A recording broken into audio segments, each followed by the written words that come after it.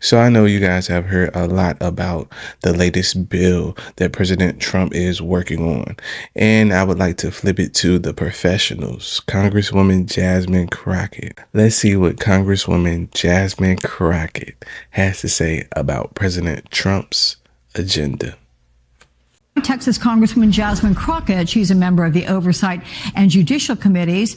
Welcome, my friend. It's good to have you as always. Before I get to a couple things I'd planned to speak with you about, what are your thoughts about about Kristi Noem, Department of Homeland Security Secretary, being over there? Do you think this is about trying to repair some sort of fracture, tensions, as Matt Bradley was very aptly calling them?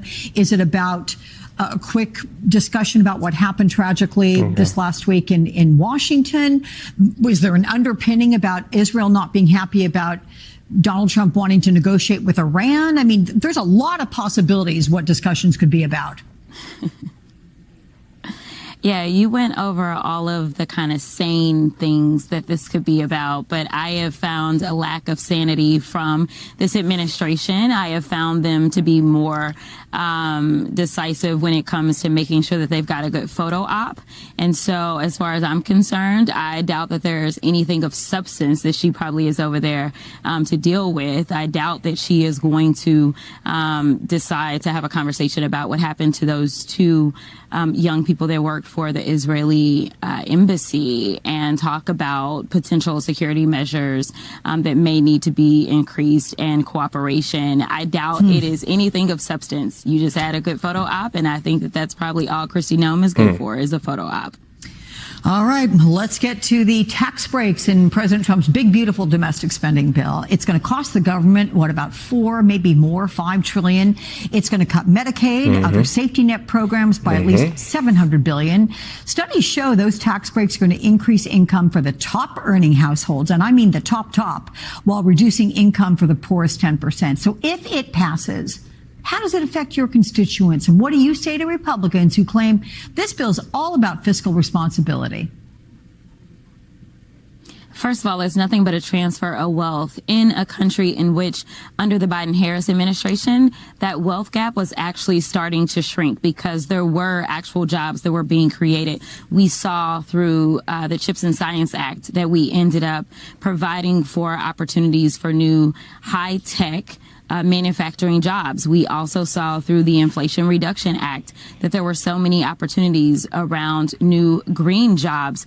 All we have seen out of this administration is that they have cut jobs, whether it was within the federal government or outside of the federal government. And what we've also seen is that they don't care about the people that are struggling the most, the people that believe in the American dream, that believe that they should be able to come from anywhere and still have an opportunity at prosperity. So beyond that, beyond the fact that it's just really a cruel bill, it's this idea that they are going to somehow be fiscally responsible when we know under the first Trump administration, they ran the national deficit up $8 trillion. And with this one bill, they want to raise the debt ceiling an additional $5 trillion. So here is the deal. If we have cut off everything that would help somebody, which doesn't sound like a very Christian thing to do, if we're going to do all of that, at least have something to show for it. They have nothing to show for it except for, again, those top earners being able to say, have their next trophy wife or buy their next yacht or get their next plane. That doesn't work for me, and that obviously does not work for my constituents. Pause, hold up. I do want to ask you guys, what do you think about this new bill that President Trump is trying to push? Some of the things in there I know sound a bit harsh, cutting Medicaid and things like that, but some people actually like the idea of cutting Medicaid. For example, I'm personally pro some Medicaid restrictions, like the new bill will impose work requirements for able-bodied adults without children, more frequent eligibility checks, cutting federal funds to states that use Medicaid infrastructure to provide health care coverage to undocumented immigrants, and banning Medicaid for covering gender transition service for children and adults. So some of that I am pro. I am pro making sure that people that are on Medicaid, that are able-bodied, actually have a job. There are so many people that don't have a job, that sit around and collect a check, while us middle-class people, we have to work because we don't get assistance from things like food stamps. We don't get assistance for things like childcare. We don't get assistance, so we have to get up and go to work. And I know people that are sitting around collecting checks that, because if they were to start working, some of their benefits get cut off. I'm not sure how to rectify that. I know a lot of the other things that are in the bill sounds pretty harsh, but when you talk about people that are used to getting these certain benefits by not working, it's kind of an incentive not to work. I know we want to care about people's well-being, but at some point too, we don't want to just give people things for being lazy. I go to work every day. My wife goes to work every day. We are working people every day. Why do certain people get free food stamps when we got to work for our food? Things like that. So this bill is trying to correct things like that. Again, let me know your thoughts. Let's talk about what President Trump did yesterday, giving the commencement address at West Point. Besides congratulating the graduating cadets, they got to hear the president veer off into his usual grievances and political attacks. Let's take a listen.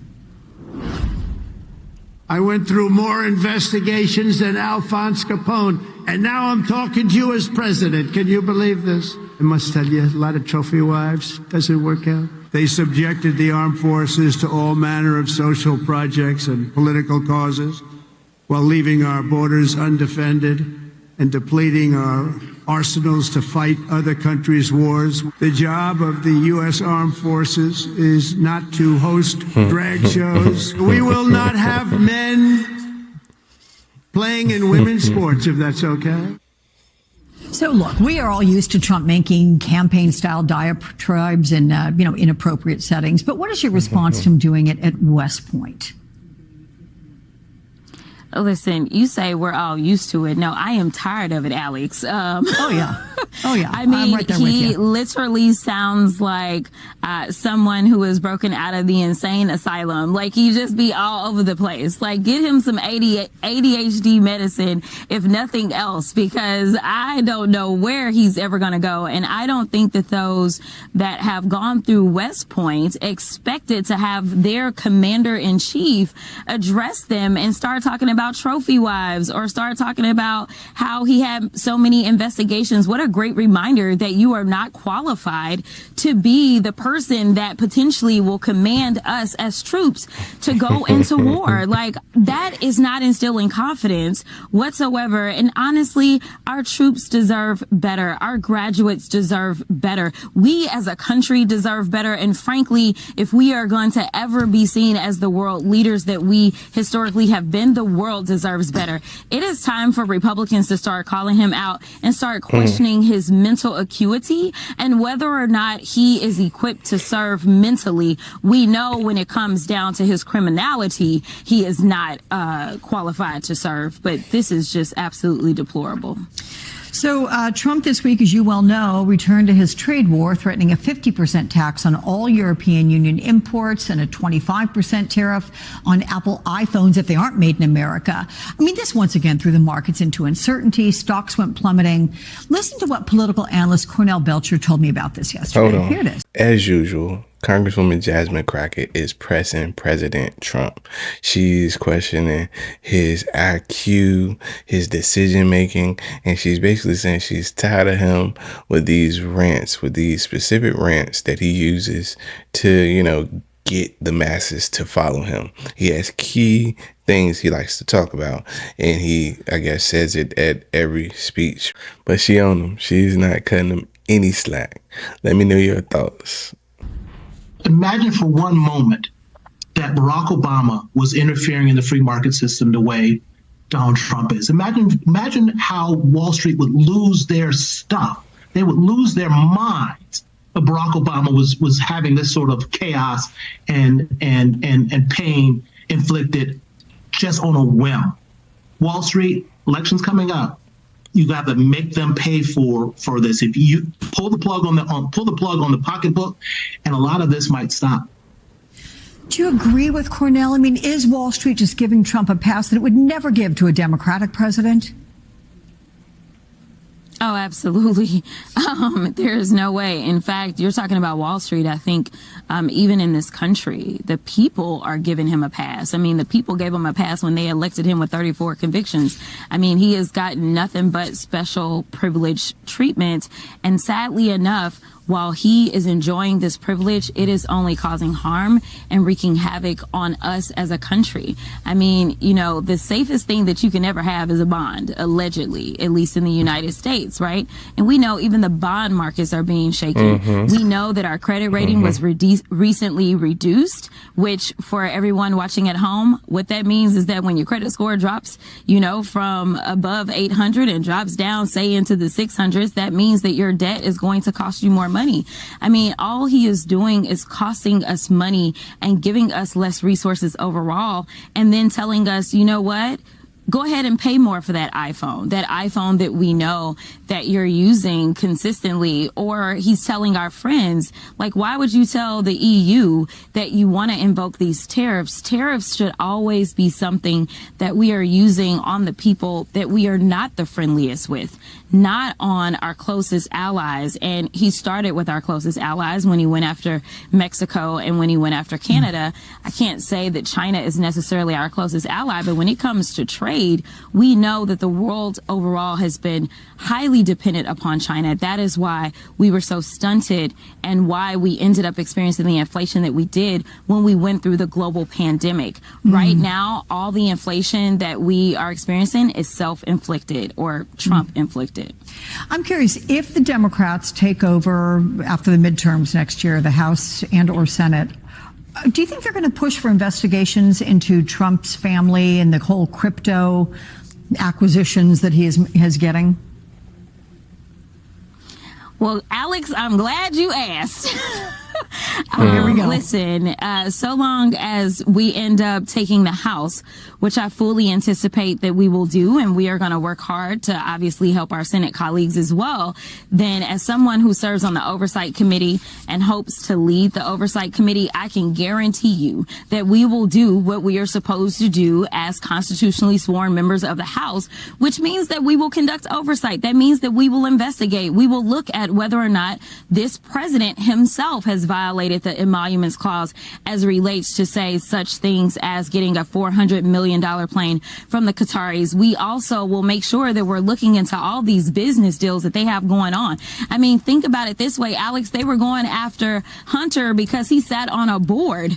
Think about how much money they are raking in, whether we're talking about the next golf resort that they're setting up in Qatar, or whether we're talking about them leveling Gaza, as they've talked about, and talked about how it would be great beachfront property, whether we're talking about this crypto scam, the scam that people didn't even want to walk into and show their faces. Let me tell you, there is no shortage of things for us to dig into and determine whether or not there have been not only violations of the law, but definitely violations of our Constitution as a whole. Did you make a little news here? Didn't you say you hope to lead that committee? I absolutely do. Unfortunately, we are going to lay our dear colleague, Jerry Conley, to rest here on Tuesday. And there will have to be an election to determine who is going to lead the Oversight Committee. And ultimately, I am hoping and praying that my colleagues see that I can provide what we need as a team to make sure that we can move forward and instill some confidence in the American people by knowing that they have a real fighter who will not back down, even in the face of all the threats that I will have waged at me, because Lord knows I get death threats every single day. But at the end of the day, I truly believe that God will never leave my side. And so I will fight fearlessly and ferociously for the American people. I like how she brought it home in the end, and pray for her. Because, I mean, she just said she gets death threats on a daily basis. And like always, I'll see you in the next one. Peace.